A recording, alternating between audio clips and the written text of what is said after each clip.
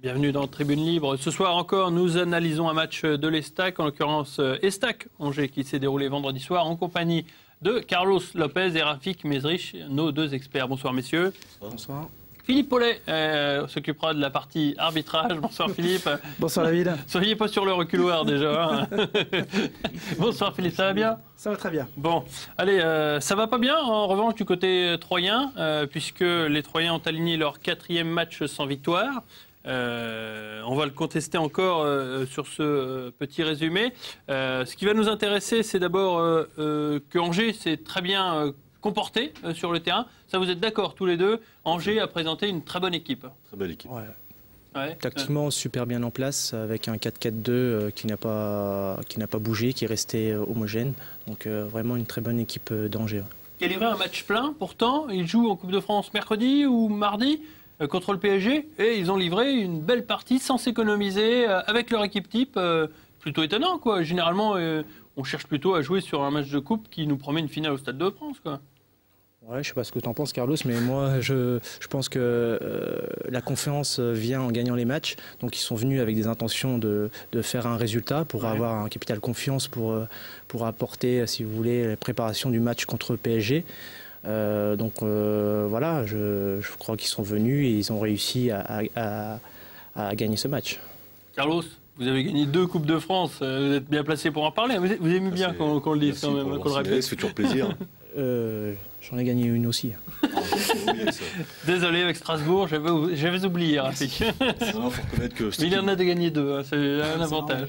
Bon, dans les années 80, c'est très très loin, mais bon. C'est vrai. Cette équipe d'Angers, effectivement, comme dit Rafik, a été très très sérieuse. C'est ce qui les a aussi leur a permis de bien gérer ce match, je dirais. Effectivement, un 4-4-2 strict, où les garçons ont été sérieux, ça coulissait bien, il n'y avait pas d'espace entre les lignes, pas d'espace entre les joueurs.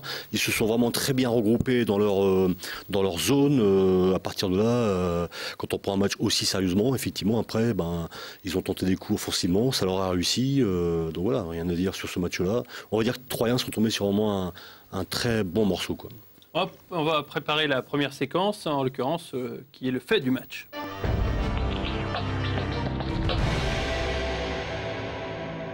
Elle concerne le but d'Angers, le premier but d'Angers qui est entaché d'une très grave faute. Je pense, messieurs, que vous ne me contredirez pas. Les Troyens ont fait une erreur d'école. Alors, ça se passe sur une touche, et généralement, vous le savez, c'est une règle. Philippe nous le confirmera, il n'y a pas de hors-jeu sur une touche. Sur cette position, il n'y a pas de hors-jeu. Je pense que Marester est très mal placé. Ça communique pas bien de la part de Drouin qui doit lui demander de se replacer. C'est vous qui l'avez formé, Marester, c'est de votre faute. Ouais, un peu, justement, je ne l'ai pas formé comme ça, mais bon. Non, mais on va dire que là, après, Marester est mal placé. Drouin doit communiquer davantage et doit surtout pas aller se livrer bêtement, je dirais, sur l'attaquant d'Angers, puisqu'il se fait avoir aussi comme un gamin. Il y a 2 erreurs de placement et donc après. Après Saunier, il peut pas se livrer parce qu'il anticipe un centre en retrait. Mais il y a une erreur de placement de la part de Marester, c'est évident, et après Drouin ne doit pas se jeter, il doit rester collé à l'adversaire et pas se faire éliminer bêtement, on va dire. Pour voir cette séquence, cette touche notamment, parce que ça paraît incroyable que sur une touche, on peut déstabiliser toute une défense, notamment la défense troyenne qui est normalement aguerrie. Voilà, la longue touche vers Charbonnier qui ensuite fait un petit peu ce qu'il veut pour marquer ce but. Et Blondel, il n'est pas content. Hein, non, ça se comprend. Je pense que le gardien avait quand même averti ses joueurs avant la touche pour leur dire qu'il y a un joueur à prendre en marquage. Je pense que c'est pour ça qu'il est en colère. Oui, d'autant plus que Charbonnier appelait le ballon déjà depuis au moins 10 secondes. On le voyait. Vous étiez attentif, hein, Philippe? J'ai regardé, effectivement. Je regarde pas simplement l'arbitre, je regarde le jeu en général. Et c'est vrai que le joueur appelait pendant 10 secondes. Après, on l'a laissé tout seul. Il a bien joué le coup. Donc, point de détail, il n'y a pas de hors-jeu sur une touche. Mais généralement, les équipes le savent. En principe, oui, c'est c'est lui à bas, quoi. Oui, c'est l'une des premières règles. Voilà. Bon, messieurs, on passe à la seconde séquence. C'est celle des occasions que se sont procurées les Troyens. Il y en a eu beaucoup, parce qu'on dit que les Angevins ont très bien joué, mais les Troyens, finalement, ont trouvé assez facilement aussi le chemin du but, puisque, on va le voir, que ce soit Marcos ou d'autres, à chaque fois, ils ont réussi à quitter Maliki, même si là, il n'y a pas trop de problème pour le gardien angevin, on va le voir par la suite. Ça va pas être la même. Là, sur le contre, ça a failli faire mouche. puis sur celle-là, surtout, Marcos voit sa frappe sortie avec brio par Grégory Maliki. Maliki qui ensuite aura un peu de boulot sur cette séquence un petit peu chaude, on va le voir, qui va se terminer finalement assez bien pour le gardien d'Angers. Voilà.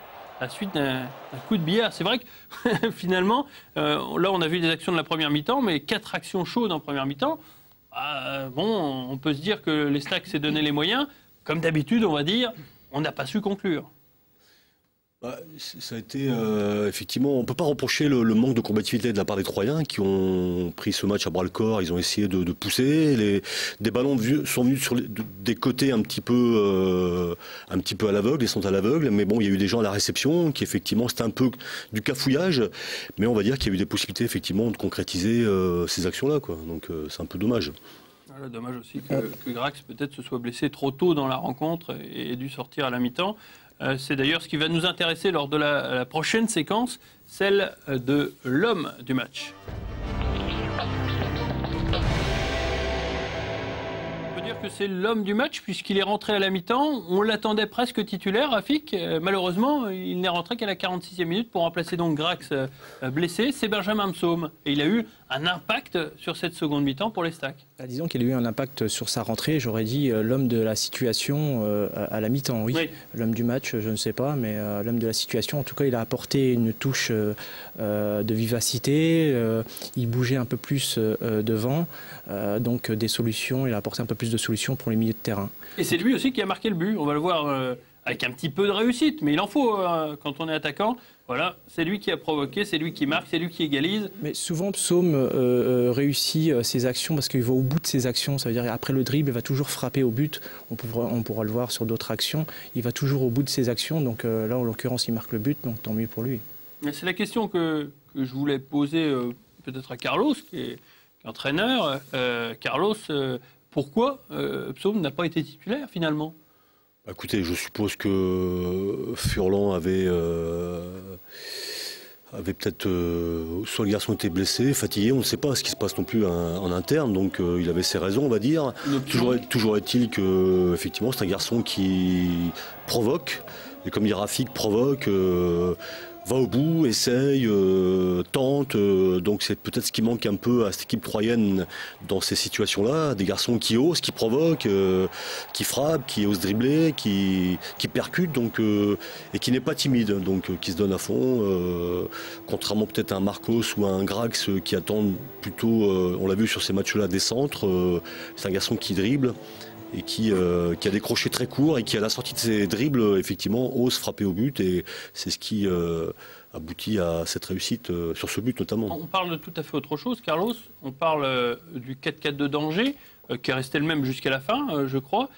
Pourquoi Jean-Marc Furlan n'a-t-il pas essayé de contrecarrer ce 4-4-2 en essayant de semer la zizanie entre les deux milieux défensifs?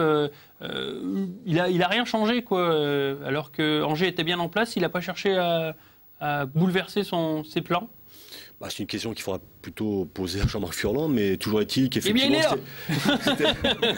je pense que c'était difficile parce qu'effectivement, cette équipe, comme je vous l'ai dit tout à l'heure, il n'y avait pas d'espace. Ouais. Donc les Troyens n'ont pas pu poser leur jeu habituel par un football léché, dans la profondeur notamment, à partir du moment où il n'y avait pas d'espace, donc il était impossible de jouer dans la profondeur, dans les espaces. Donc ils ont essayé de trouver des situations, c'est ce qui aboutissait soit par des centres un peu à l'aveugle dans le paquet, soit par, effectivement, on a vu Psaume tenter seul des actions individuelles, quoi. Donc, bon, encore une fois, je trouvais les Troyens un peu poussifs, dû certainement à la qualité de l'équipe adverse. Ouais. Et puis, je suis pas surpris de voir cette équipe d'Angers dans cette course finale, peut-être à l'accession, tout du moins, éventuellement, pour une finale de Coupe de France. Ouais, et puis Jean-Louis Garcia, donc, parmi les entraîneurs qui pourraient entraîner Auxerre ou Nancy, c'est pas étranger. On regarde la séquence arbitrage maintenant. On va mettre sur le grill un petit peu Philippe parce que en première mi-temps, il y a eu une petite mimine angevine et on va lui demander s'il y avait moyen de siffler pénalty pour les Troyens. On regarde la séquence et vous allez me donner votre avis, Philippe, pour savoir si oui ou non le joueur du SCO a fait une main volontaire. Pas du tout, là il n'y a pas du tout de faute faite par le joueur d'Angers. On voit bien entre la distance du ballon et l'adversaire. Et c'est un ballon inattendu, donc l'arbitre a eu entièrement raison de le laisser jouer. Il n'y a pas de faute de la part du joueur. Alors on va regarder un dernier ralenti, puis Rafik va me donner son avis parce qu'on a vu beaucoup de pénaltys sifflés pour moins que ça. Rafik, vous avez vu les images? Oui, je pense que Philippe a raison quand même. Oh là, vous êtes d'accord avec Philippe Paulet? Ouais, je suis d'accord pour une fois avec Philippe. Je suis d'accord pour une fois avec Philippe, c'est le ballon qui vient à la main et pas la main qui vient à la main. Et la distance de Vous jeu. êtes d'accord pour dire qu'il y a plusieurs arbitres qui ont sifflé des pénaltys pour moins que ça? Ah oui, sûrement. Oui. Carlos, d'accord avec Rafik aussi? Écoutez, sur cette action-là, on voit que le joueur est battu. Oui. Donc, je pense que c'est une main involontaire, effectivement, mais comme vous dites, c'est inattendu, c'est le ballon inattendu, et qui est prévu par les lois du jeu. Mais Philippe David vous cherche un peu. Puis en plus, il a amené son petit livre, oui, il a amené son petit livre. Exactement, comme ça, moi. C'est écrit dans le livre. Au cas où on le contrerait. Voilà. On regarde une deuxième séquence arbitrage, puisque le match a été riche en erreurs d'arbitrage. Enfin, je trouve. J'ai pas bien compris, là. On regarde justement l'arbitre qui a jugé sévèrement ce tacle d'Nzayamisi. On ne sait pas vraiment si c'est vraiment un tacle d'ailleurs. C'est la lutte pour le ballon. Et d'ailleurs, il a laissé l'avantage et il est revenu à la faute. Vous voyez, on voit bien que l'excès de combativité, le tacle n'est pas maîtrisé. Et l'arbitre, à juste titre, est revenu et avertit le joueur. C'est sûr qu'il a touché le ballon, mais c'est pas parce qu'on a touché le ballon qu'on a le droit de mettre une cheville en l'air. Oui, enfin, il est quand même très en avant. Juste une parenthèse, je sais pas, mais en Afrique, là, on siffle pas. Il est quand même très en avance, Nzayamisi. Oui, mais le tacle n'est pas maîtrisé. Vous voyez souvent en Afrique des tacles comme ça qui sont pas sifflés. Et on peut jouer. En Angleterre aussi. En Angleterre aussi, oui. Là, le tacle n'était pas maîtrisé, excès de combativité. Le tacle, par imprudence, est dangereux, donc automatiquement. Est-ce que ça méritait vraiment un carton? Oui, tout à fait, tout à fait. Carlos? C'est un tacle. Bon, il joue sur le ballon. Il cherche pas, il joue le ballon. Il cherche pas à faire faux. Je crois qu'il voit même pas l'adversaire. Non, qui arrive vraiment au dernier moment. Tout à fait. Ça, c'est clair. Mais il n'est pas maîtrisé. Le carton, c'est peut-être un peu de trop, mais peut-être une remontrance. Mais c'est vrai que sur un coup comme ça, on peut aussi faire mal à l'adversaire, mais c'est pas volontaire. Je pense pas. On ne peut pas dire que ce soit volontaire, mais le tacle n'est pas maîtrisé. Après, l'avertissement est prévu. C'est terminé, monsieur Paul. Voilà. Merci de nous avoir éclairé de vos conseils avec votre précieux petit livre. Le bouquin, c'est écrit. Merci d'avoir participé à cette émission, messieurs Rafik, Carlos. Vacances, puisque la semaine prochaine, c'est le lundi de Pâques, donc pas d'émission. Les Stacks jouera tout de même à Istres, un match important pour le maintien, puisqu'il n'y a que 8 points par rapport au premier relégable, qui est Nîmes, vous ne l'ignorez pas. Merci beaucoup d'avoir participé à cette émission, puis donc à dans 2 semaines pour de prochaines aventures. À très bientôt. Au revoir. Au revoir.